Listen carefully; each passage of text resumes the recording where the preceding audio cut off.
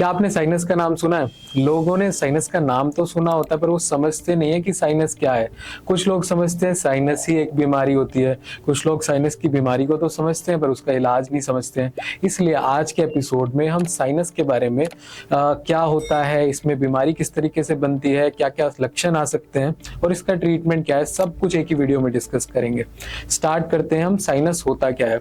तो हमारे फेस पे, हमारे नोज के अराउंड खाली कैविटीज होती हैं, खाली स्पेस होते हैं जिसके अंदर एयर फ्लो करती है जब हम ब्रीथ करते हैं।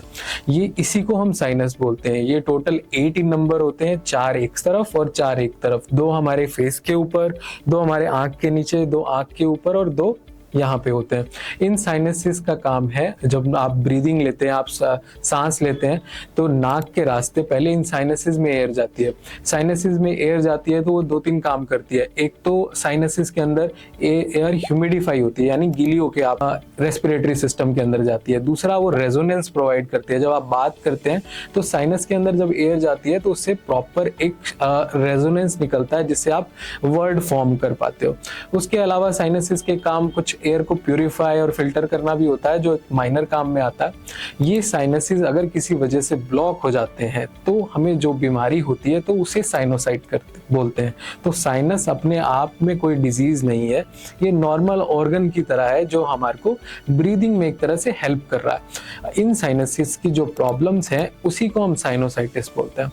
अब इसके वर्क को अच्छे से समझा जाए या इसकी एनाटॉमी को अच्छे से समझा जाए तो क्या होता है, साइनसिस हमारी नोज से जुड़े होता है। इसमें एक छोटी छोटी ओपनिंग होती है जो हर साइनस में होती है, जो आपकी नेजल कैविटी को इन साइनसिस से कनेक्ट करती है।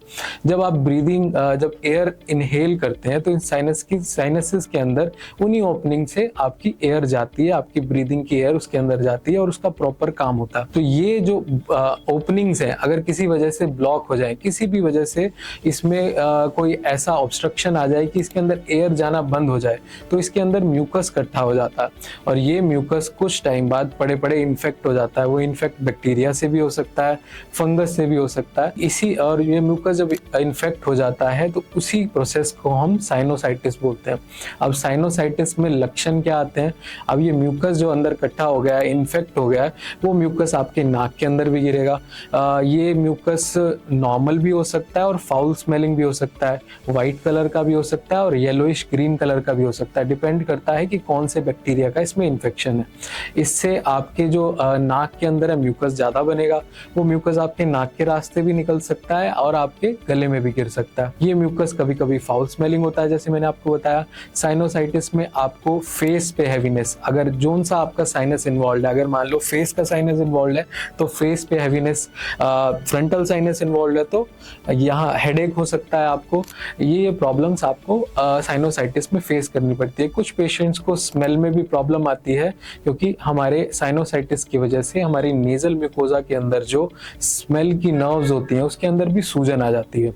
अब ये जो लक्षण है जो मैंने आपको बताया, अगर ये लक्षण आपको आ रहे हैं तो आपने करना क्या है, यानी इसमें इन्वेस्टिगेशन क्या कराते हैं, आपको पता कैसे चलेगा कि आपको साइनोसाइटिस है। लक्षण आपने देख लिए, उसके बाद आप एक ईएनटी स्पेशलिस्ट से मिल सकते हैं जो क्या करेगा, सबसे पहले आपके नाक के अंदर एक एंडोस्कोप यानी एक दूरबीन डाल के देखते हैं जिससे आपके साइनसिस की ओपनिंग को देखा जाता है। ओपनिंग के अंदर से अगर म्यूकस आ रहा है, पस आ रहा है या येलोइश डिस्चार्ज आ रहा है तो आपके साइनोसाइटिस का डायग्नोसिस बन सकता है।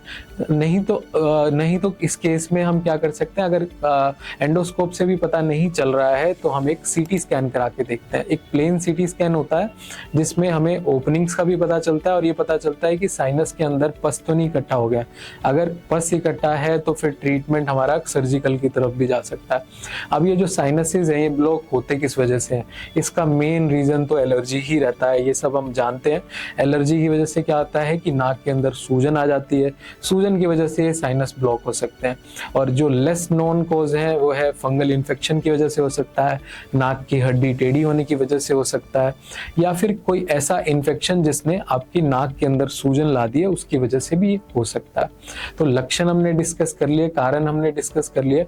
अब इसका ट्रीटमेंट क्या है? अब साइनोसाइटिस का ट्रीटमेंट बहुत कॉम्प्लिकेटेड नहीं रहता है। एक माइल्ड साइनोसाइटिस यानी एक माइल्ड सी ब्लॉकेज जो सूजन की वजह से, एलर्जी की वजह से है, उसमें किसी भी प्रकार की सर्जरी की जरूरत आपको नहीं पड़ती है। वो सिर्फ ड्रग्स से यानी दवाइयों से ठीक हो सकता है। दवाइयों में दो इंपॉर्टेंट चीज़ें होती हैं, एक तो एंटी एलर्जिक टैबलेट्स हम यूज़ करते हैं, उसमें लीवोसिट्राजिन, मॉन्टेलुकास्ट या फिर विलास्टिन, ये ऑप्शंस हमारे पास आते हैं जो आपको डॉक्टर के प्रिस्क्रिप्शन से ही लेने हैं। दूसरा, हम नेजल स्प्रेज यूज़ करते हैं, ये स्टेरॉइडल स्प्रे होते हैं, मेनली फ्लूटिकासोन या फ्लूटिकासोन विद एजिलास्टिन स्प्रे हम यूज़ करते हैं। इन स्प्रेज और टैबलेट्स की मदद से 1 से 2 महीने में किसी भी प्रकार का साइनोसाइटिस हमारा ठीक हो सकता है। अगर इस साइनोसाइटिस के साथ साथ आपको उसमें इन्फेक्शन भी हो गया, अगर बैक्टीरियल इन्फेक्शन हुआ है तो कुछ दिन के लिए एंटीबायोटिक्स, फंगल इन्फेक्शन हुआ है तो कुछ दिन के लिए एंटी फंगल ड्रग्स हम यूज़ करते हैं और ये डिजीज़ हमारी कंट्रोल हो जाती है। अब सर्जरी किस केस में हमें जरूरत पड़ती है? जहाँ ब्लॉकेज कुछ ज़्यादा ही हो, ब्लॉकेज फंगस की वजह से हो, ब्लॉकेज नाक की हड्डी टेढ़ी होने की वजह से हो, वहाँ हमें सर्जरी की जरूरत पड़ती है। हम एंडोस्कोपी मतलब दूरबीन के रास्ते नाक में जाते हैं और इन साइनसेस की ओपनिंग को, जो छोटी छोटी ओपनिंग है, उसको वाइडन कर देते हैं। अंदर का सारा जो मटेरियल है, चाहे वो म्यूकस है चाहे पस है, उसे हम साफ कर देते हैं और साइनस को खुला छोड़ देते हैं, ताकि जब हम दवाई उसके बाद नेजल स्प्रे यूज करें तो दवाई उस तक पहुंचे और ये दोबारा प्रॉब्लम आपको फेस ना करनी पड़े। तो आज की वीडियो से हमने जाना कि साइनसेस होते क्या हैं, इसमें जो ब्लॉकेज होती है उसकी वजह से साइनोसाइटिस होता है, तो हमने साइनोसाइटिस को समझा। साइनोसाइटिस होता किस वजह से है वो भी मैंने आपको बताया, और इसका ट्रीटमेंट कैसे करते हैं इन्वेस्टिगेशन के साथ मैंने आपको समझाया। फिर भी आपको लगता है आपको साइनोसाइटिस की प्रॉब्लम है तो सेल्फ मेडिकेशन करने की बजाय एक ENT स्पेशलिस्ट को जरूर दिखाएं।